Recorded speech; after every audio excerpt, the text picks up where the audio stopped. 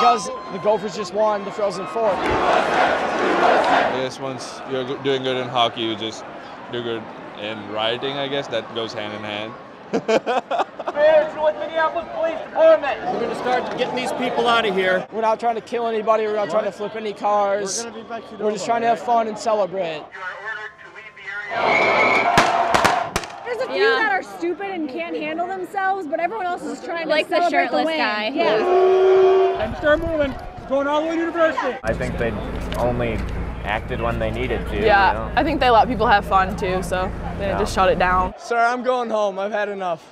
But hey, go Gophers! I feel like it's kind of taming down. People, I don't know, think they're going to win against the cops. Yeah.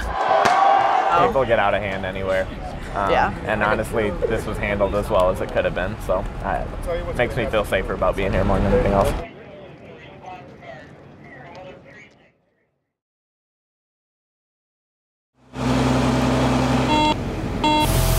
I was sitting in my house and I heard 2 loud explosions.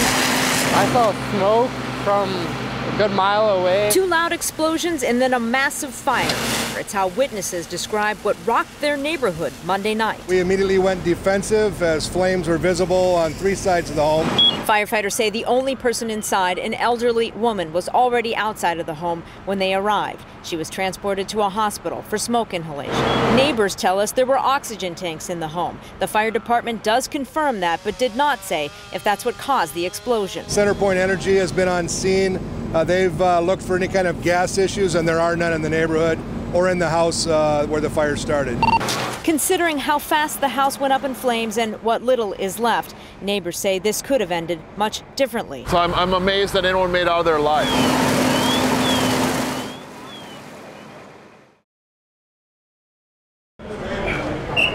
People, you're going the wrong way. Tickets! Behind you. Anyone need tickets? This is where the show is. Who needs tickets? There's too much competition down here. He's right.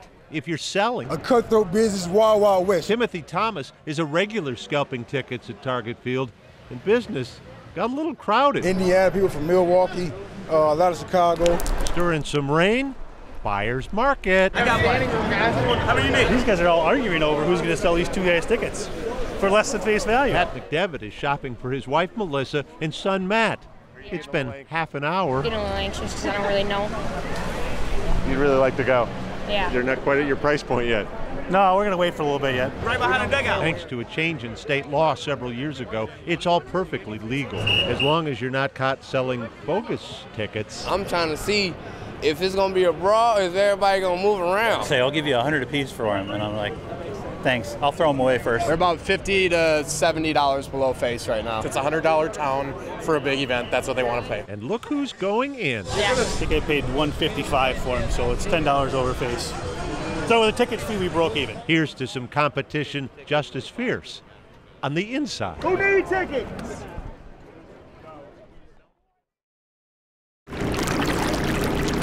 We've never seen it this high.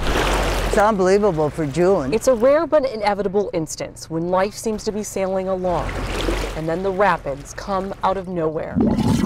When you look here and see how high it is.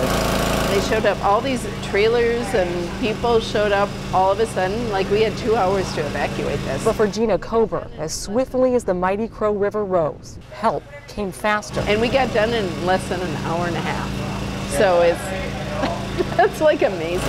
For 24 hours straight, Gina tried to pump water from her coffee shop, the Three Crows Cafe. Okay, thank you. And finally, it was her customers who kept her afloat. We have enjoyed their business many times over the years, and it was just something we felt we wanted to do.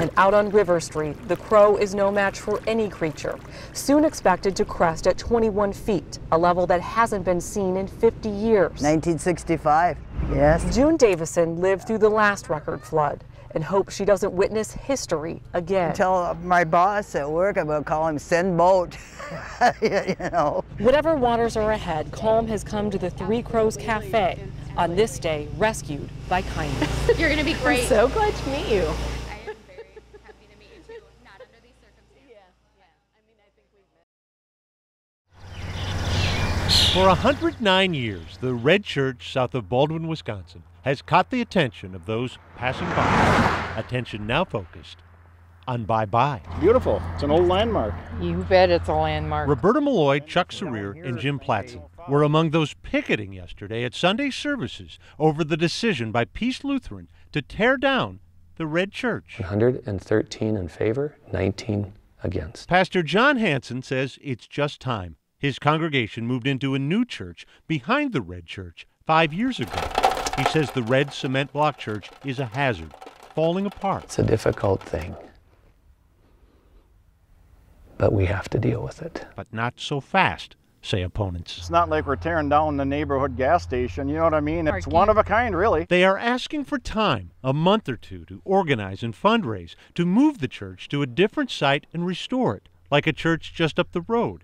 A contractor who inspected the Red Church told them it can be done. They've done nothing until now except start firestorms. Pastor Hansen believes it's a pipe dream. Just the needed masonry work could exceed $200,000. Money better spent, he says, on projects like the church's work with AIDS orphans in Kenya. It's a sanctuary. It's a place of worship. And they are saying it's a landmark.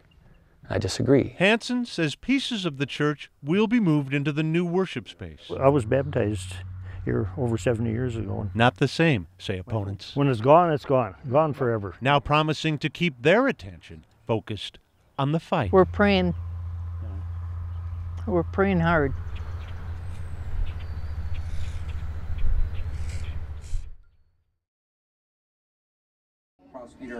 Come in, sit down. You can see members of the Ferguson Police Department. My name is Kenya Womack, and I'm actually studying youth studies here at the University of Minnesota with an African-American minor. I think they're thinking like nobody's gonna be ready at 8. I'm sitting with some of my friends from different parts of the university. I'm just worried that they won't even let it go to trial. You at least give the family the respect of going to trial. As soon as word came down, according to USA Today, bro won't be charged because I don't trust internet when it comes to like breaking news. You can't. There's nobody doing anything right now but watching for the answer. I feel like Generational captivated all audiences, and I feel like not everybody cares about this like they should. Up, here you come.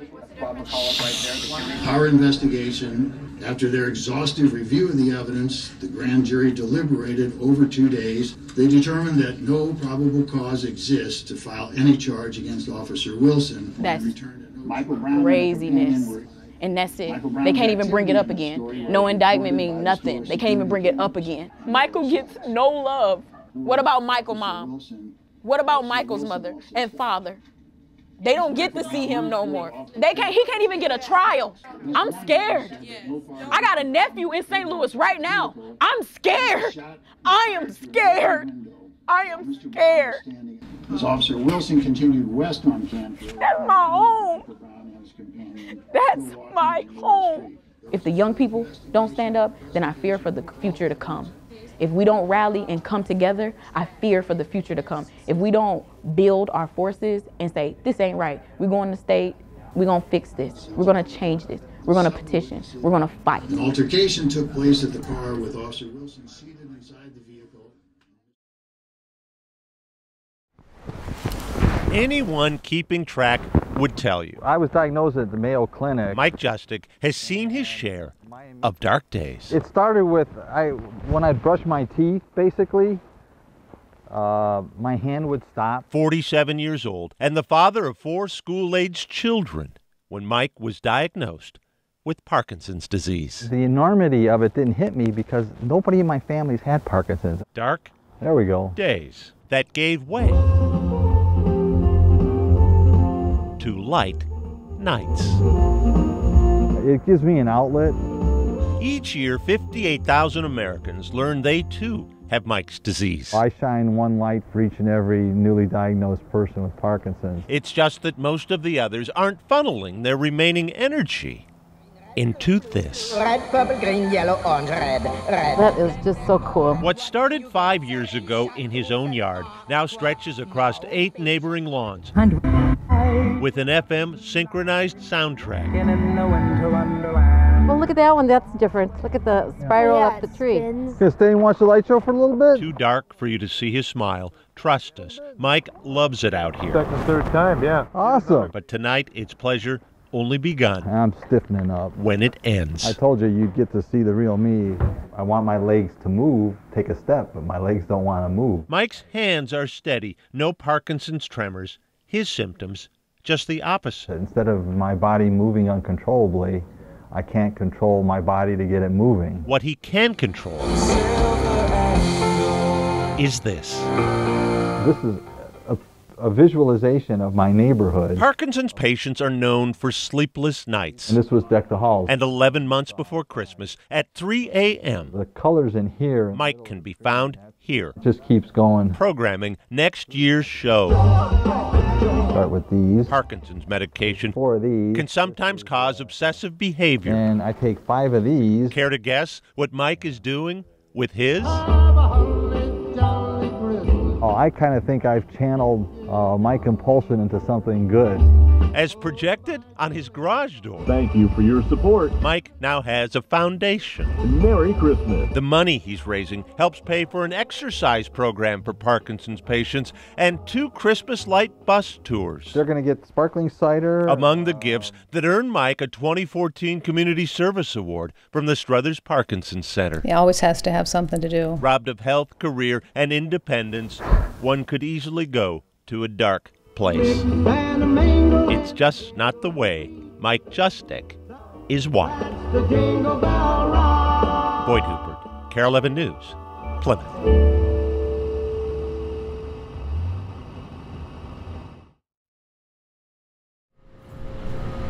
The road is ending uncharacteristically quietly for the occupant of room 157. Growing up as kids, we all knew Dad with a motorcycle. Hands made for a clutch and a throttle. That's when he first got a sidecar. But this is the way Sam Gidding's family This would have been back in '99. would prefer you remember his face. All those kids, a lot of the grandkids are coming by. Back before Alzheimer's and cancer brought him here. Been somebody here with them 24 hours a day. A quiet vigil till tonight.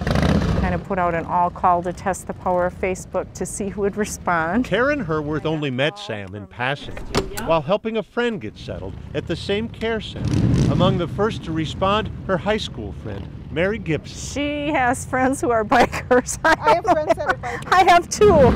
24 hours is all it took. This was awesome. That Sam, as a veteran, only made this a more compelling salute. Present arms. Their engines chilled only a minute, but it wasn't the length of the visit that mattered. And this really means a lot to us, you guys. Thank you all. We'll do anything for our brothers. With the life winding down, they sounded the trumpets and gave a biker one last piece of heaven here on Earth. Boyd Hooper, Carol 11 News, Andover.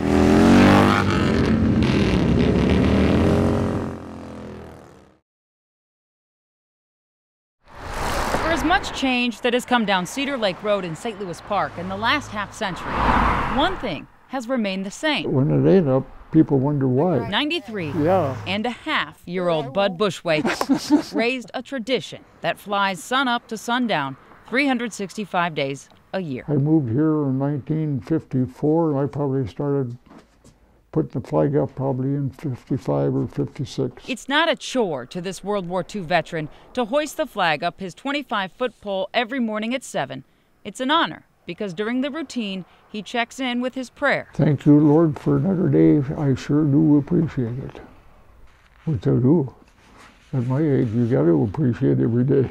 And he checks up on his bride. Bev was a wonderful wife. Raising that flag into the sky brings Bud a little bit closer to heaven, where Bev is now. Talk to Bev and tell her what I plan on doing. If I got anything extra to do, tell her I still love her. Bud and Bev's love is the lore of legend. Married in 1951, Bev suffered a stroke that left her bound to a wheelchair, but never away from Bud. And I pushed her on the wheelchair for 16 years. I wore her out two sets of tires up and down Cedar Lake Road here.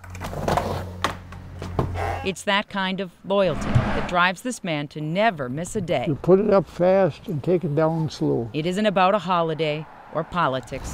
It's just about an Army sergeant. And I'll fold it. Beginning and ending his days with gratitude for his days, his freedom, and his girl. I just like to to put it up and take it down. To me, that's a proper thing to do.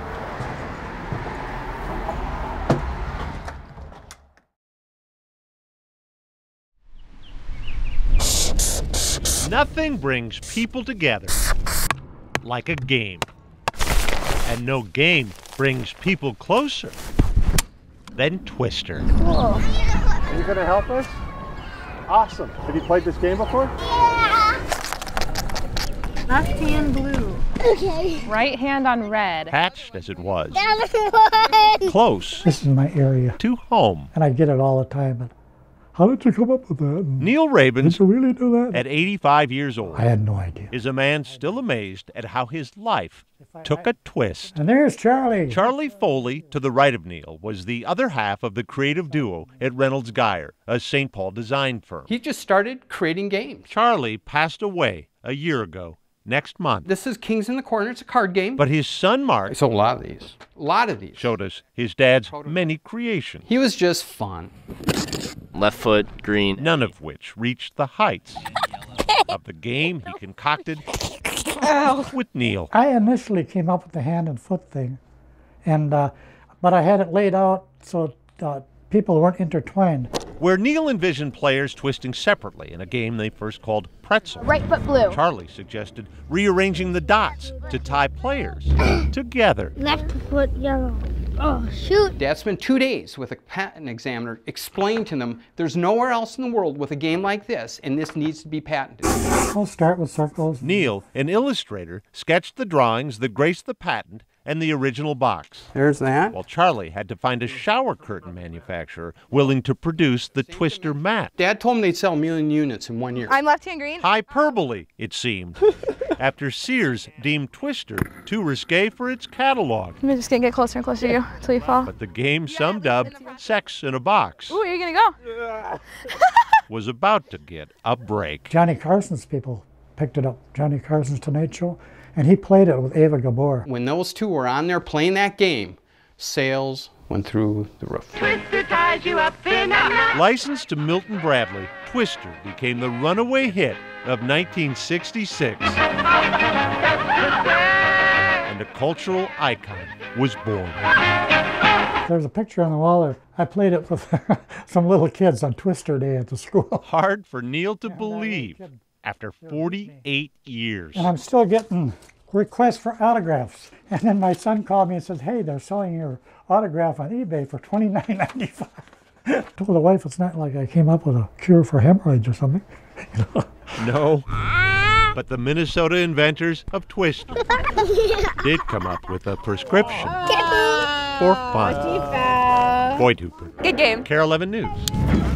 Minneapolis. Love you.